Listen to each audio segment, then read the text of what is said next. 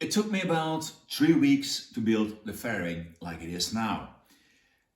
I like it a lot because it really does what I intended. It takes away most of the wind that otherwise would hit my body, and a naked bike in winter is really not so pleasant to ride. So I'm really pleased. Even though it does most of the things I like, I always keep getting the same comments when I show my bike to other people. They fear side winds. When you are driving a normal motorbike and you are crossing a bridge and there is a lot of side wind, several times you get the feeling that you are being blown aside. That happens. I had it in the past too. Can it be scary? Yes, it is. Now, when people see my motorbike with the fairing and they have experienced that too, they really are warning me about what might happen when I drive this thing on a windy day across a bridge.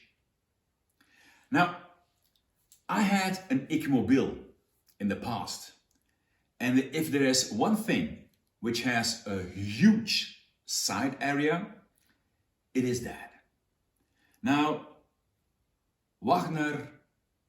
Arnold Wagner, the designer of the Ecomobile, he told me a bit about the effect of side wind and side area on a motorbike.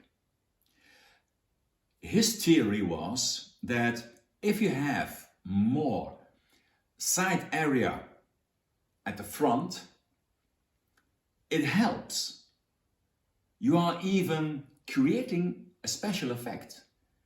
You are even creating an automatic counteraction, so you are not being blown away, but you are moving into the wind.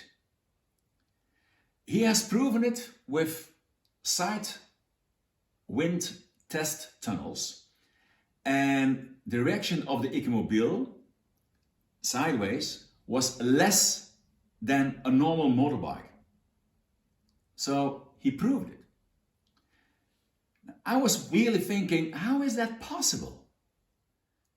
Let me explain it with a picture of the motorbike. This is the motorbike. Now, the first line you see now is the ground. The second line you see now is the hinge line of the front fork. Now, it touches the ground at this point, but the contact point of the wheel is here. Now, this is being done to have an automatic stability in a motorbike. Every motorbike has it. Now, let me explain it by simply using this. If we use this line as being the hinge line of the front fork and this point as being the point of the wheel touching the ground, we have a situation like this. If the motorbike is being pushed sideways, the front fork completely moves sideways. Now, if the wind comes from the right, you get a situation like this. What is happening? Your wheel is now pointing to the left.